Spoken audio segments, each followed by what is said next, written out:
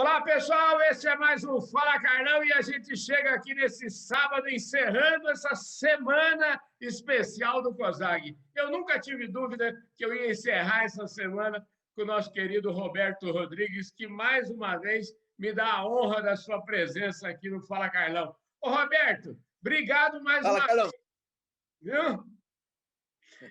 Eu tenho certeza que você é um dos recordistas de presença aqui no Fala Carlão, e isso muito me honra, viu? Esse é meu privilégio, Carlão. Eu fico honrado com isso, imagina. Você que me honra de me chamar para o teu programa para conversar com você sobre esse agro brasileiro fenomenal que vai nos levar para o primeiro mundo logo, logo, logo, se Deus quiser. Pois é, se Deus quiser. E hoje, essa semana aqui, Roberto, a gente está fazendo aí uma reflexão sobre os trabalhos lá do COSAG, do Conselho Superior de Agronegócio da Fiesp. Nós recebemos aqui Jacir, Marcos Bianchi, embaixador, João Sampaio, enfim, Mário Kutaiti. Estamos encerrando essa prosa com você, porque você é tradicional. Lá no COSAG, em toda reunião, você faz aquela belíssima amarração. E eu sempre dou um jeito de tentar dar uma preparada na conversa antes, para tentar colocar a bola na marca do pênalti, como você fala. E olha só o que eu encontrei aqui. Caminhando contra o Vento. Olha que livro bacana. Esse livro aqui é um espetáculo. O João Sampaio falou aqui no prefácio que ele, mais do que ler, esse livro ele escutava você falar, você entendeu? E ele tem também uma apresentação do Paulo Scaff, então tem tudo a ver com o nosso COSAG. Então, eu queria começar esse tema por esse livro aqui. Você que é um autor de... Eu falo assim, só para fazer uma rápida apresentação, o Roberto é autor de 9 livros, ele tem 7 netos e 4 filhos. Eu acho que é uma boa apresentação, né, Roberto? É boa. A foto é da entrada aqui da fazenda, viu? Essa foto aí. Eucalipto. Linda, linda, linda. Plantamos eucalipto num domingo de chuva. Eu tinha 11 anos. Num domingo de chuva. Meu pai, a minha mãe, o jardineiro e eu. O jardineiro ia fazer nas covas, eu ia plantando o eucalipto. Chuiscando, levinho, fomos plantando os eucalipto aí.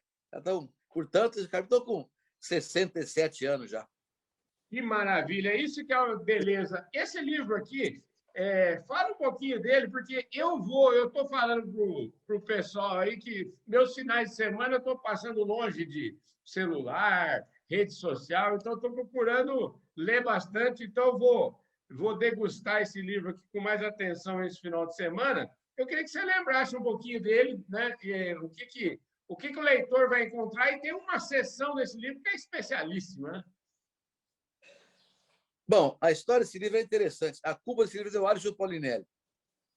Uhum. O Alisson Polinelli, um pouco antes de eu virar ministro da Agricultura, me disse o seguinte: Roberto, ninguém escreveu tanto sobre o agro quanto você.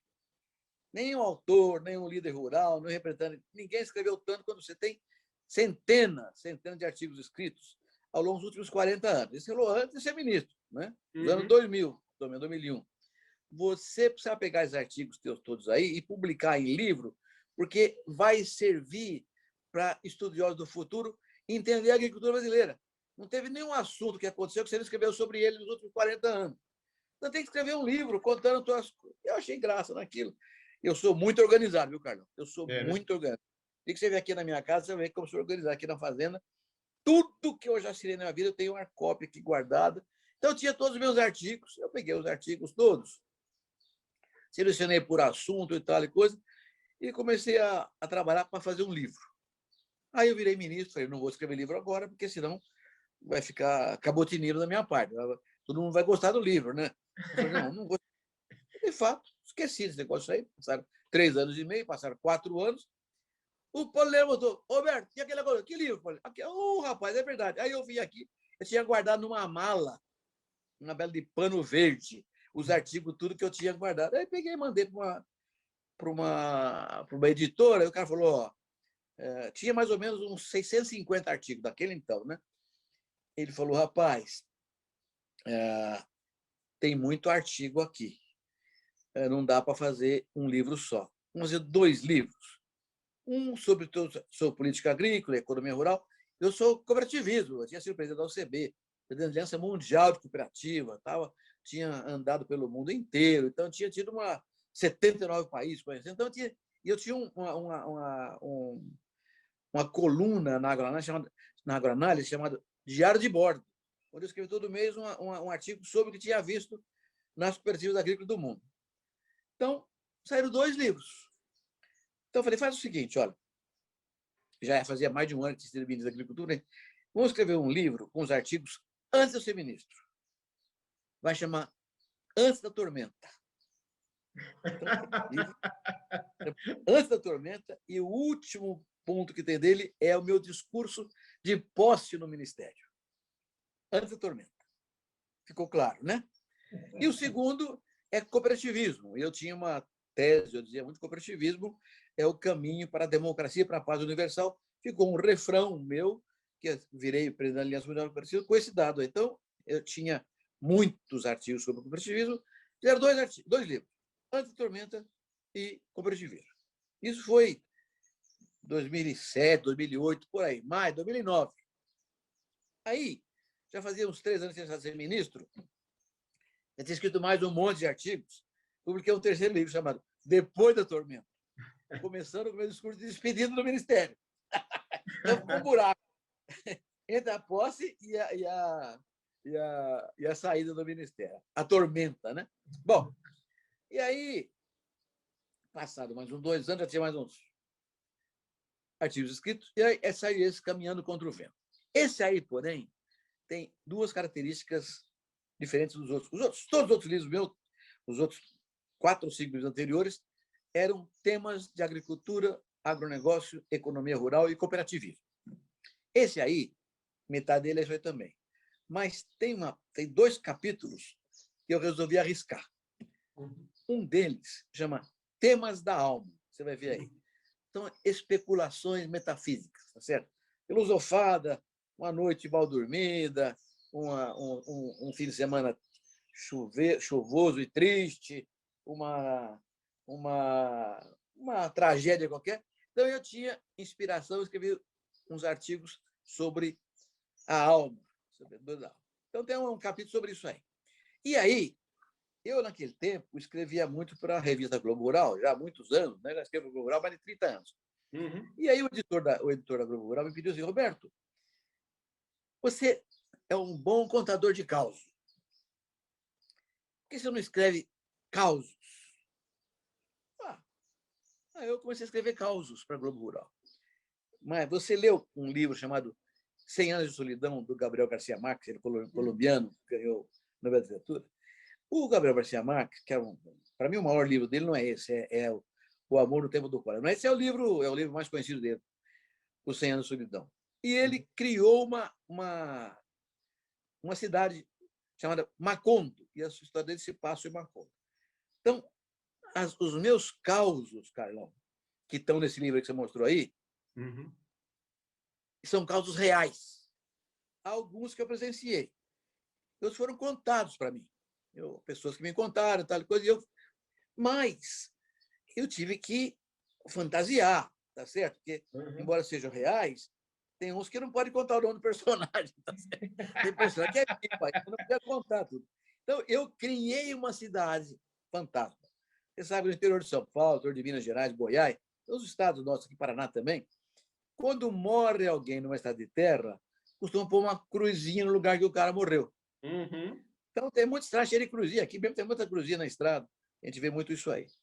Então, eu inventei uma história de uma longa estrada de terra entre 2 metrópoles, na qual haviam morrido, em diferentes tempos, 3 pessoas, e tinha 3 cruzes ao longo da estrada, longe uma da outra.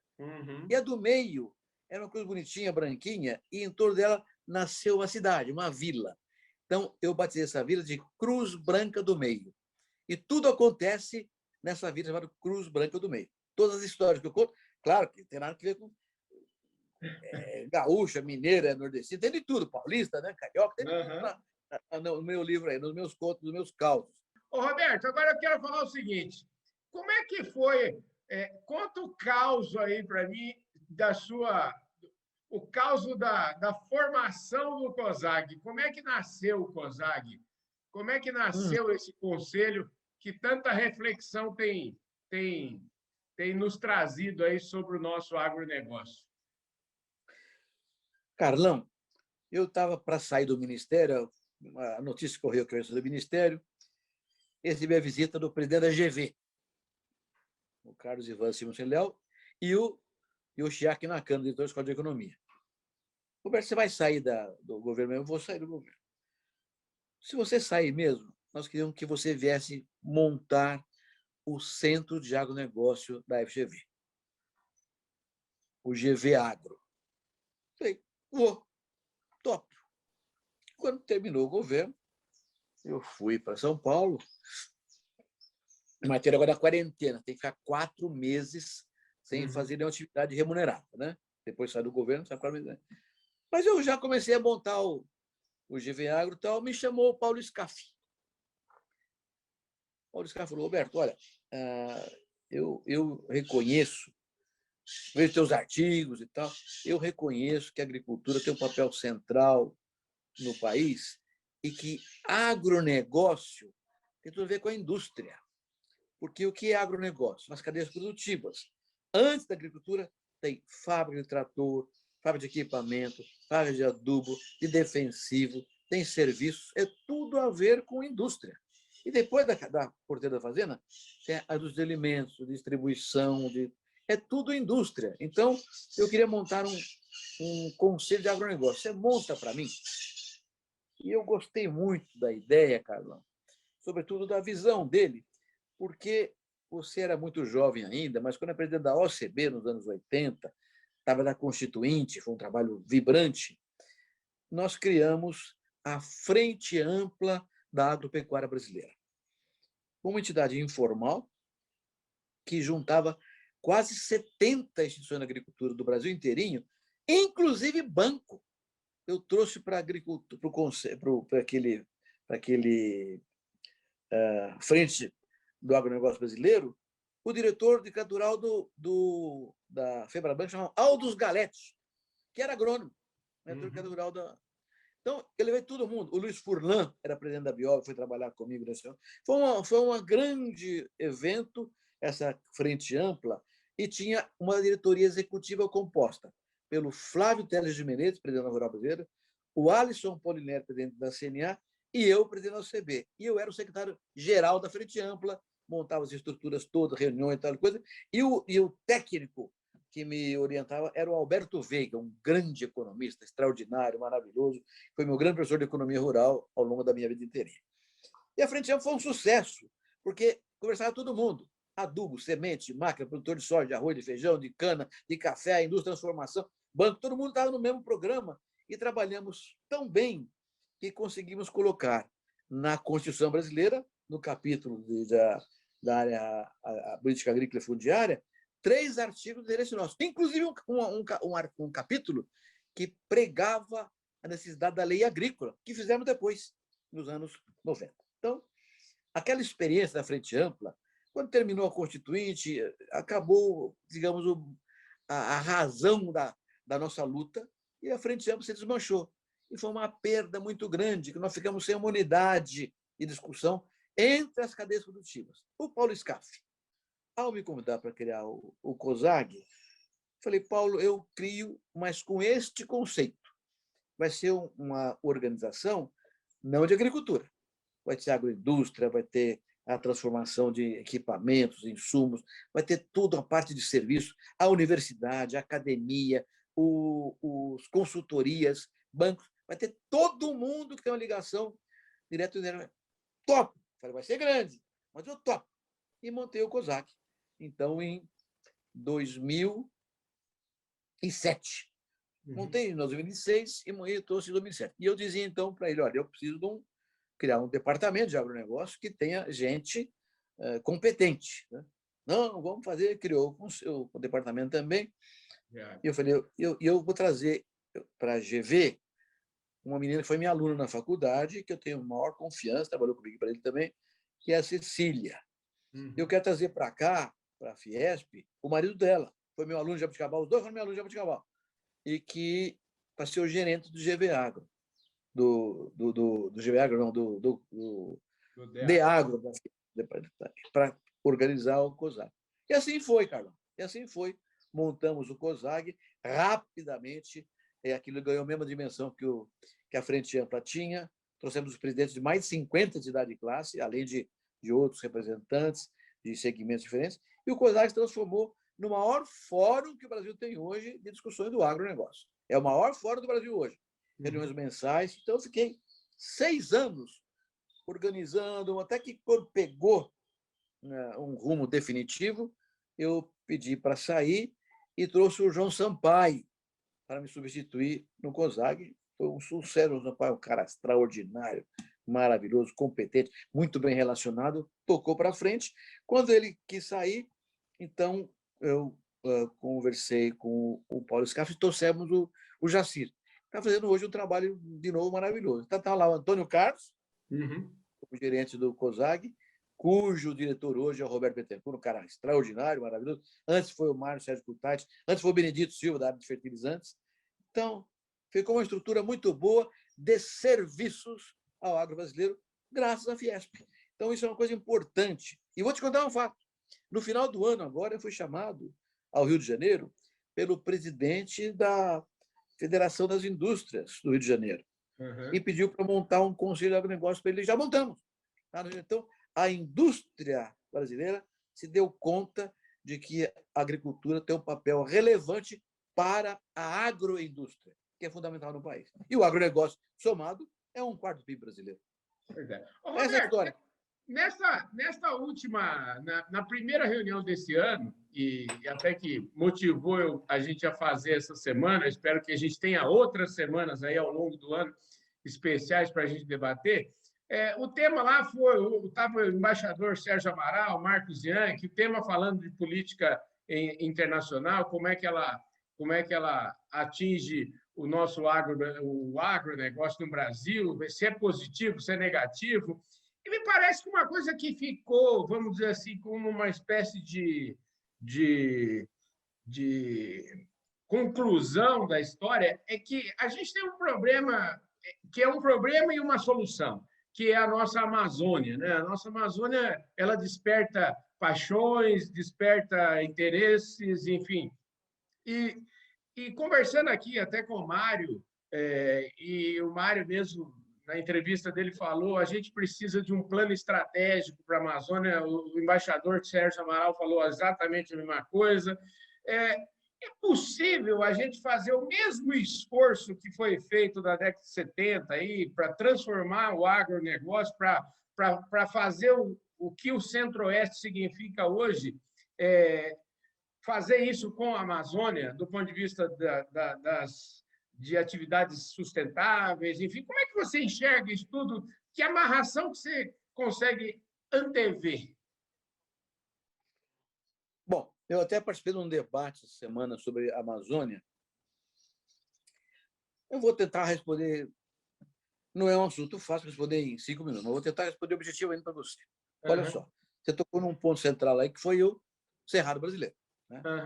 Já falamos uma vez, quando eu comprei a fazenda de Cerrado, você 71 aqui em Guariba.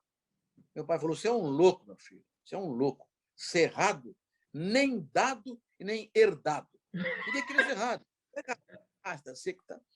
E o que aconteceu? Aconteceu que a ciência, a tecnologia começou no agronômico de Campinas. O agronômico de Campinas, os primeiros estudos Cerrado foi em Campinas, aqui no agronômico. Mas depois a Embrapa. Né? E aí, com o Paulinelli, o Ministério da Agricultura, surgiu o PRODECER, Programa de Desenvolvimento Cerrado, através de cooperativas agropecuárias. Isso, para mim, Carlão, é as coisas mais extraordinárias da história da agricultura tropical do mundo. Porque o país é muito grande e o Cerrado é muito grande. O PRODECER levou para o Centro-Oeste o Cerrado. Gaúcho, Catarina, Paranaense, Paulista, Mineiro, Capixaba, Nordestino, Nortista e o Centro-Oeste, Carlão, se transformou num cadinho de raças. Você conhece tão bem quanto eu, se chama a genética misturada, se chama vigor híbrido. É verdade. uma conjugação de genes que torna a civilização mais forte, né? Mais rígida, mais dura. Eu consigo que o Centro-Oeste foi isso, essa civilização extraordinária do Brasil inteiro, com origem europeia, com origem nordestina, com origem de bugre, com de japonês. Foi todo mundo para o Centro-Oeste e formou aquele negócio lá, levado por 3 coisas: a braquiária, o zebu e a soja. Então, essa coisa fantástica do Centro-Oeste foi feita com ênfase para a abertura do Cerrado brasileiro que o homem foi fazer. Na tua pergunta agora. E a Amazônia? A Amazônia já tem 25 milhões de pessoas. Uhum. O Cerrado era vazio de gente. A Amazônia já tem 25 milhões de pessoas. Tem 12, 13% da população brasileira, vivendo em condições muito precárias. A região riquíssima do país é o povo mais pobre do país. Então, eu sugiro, eu proponho um trabalho na mesma direção do Prodecer, com Prodean, Uhum. e com a inversão de papéis.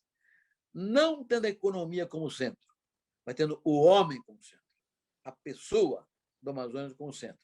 Então, é essencial ouvi-lo. O negócio de Amazônia, o que me incomoda muito é que tem muita gente falando de Amazônia sem conhecer a Amazônia. Uhum. E quem conhece que está lá, fala pouco, porque não tem muita oportunidade de falar. Então, eu defendo a ideia de um programa de desenvolvimento da Amazônia voltado para o homem, que passa por 4 ou 5 temas centrais. Primeiro, organização fundiária. Dá a todo mundo a propriedade da terra para poder trabalhar adequadamente. Segundo, acabar com tudo que foi ilegal. Desmatamento ilegal, incêndio criminoso, invasão de terra, de índio, de qualquer um, garimpeiro ilegal. E, terceiro, contratos têm que ser seguidos em qualquer lugar do país, mas na Amazônia principalmente. Por último, trazer a ciência para conversar sobre bioeconomia.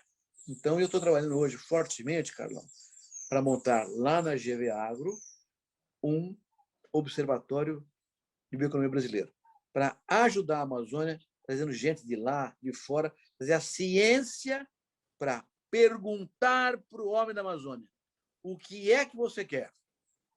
O que é que o Brasil quer da Amazônia? E o que é que vamos fazer para que isso aconteça? Que, aliás, foi a minha conclusão desse reunião do COSAC que você falou aí agora. Uhum. O que nós queremos?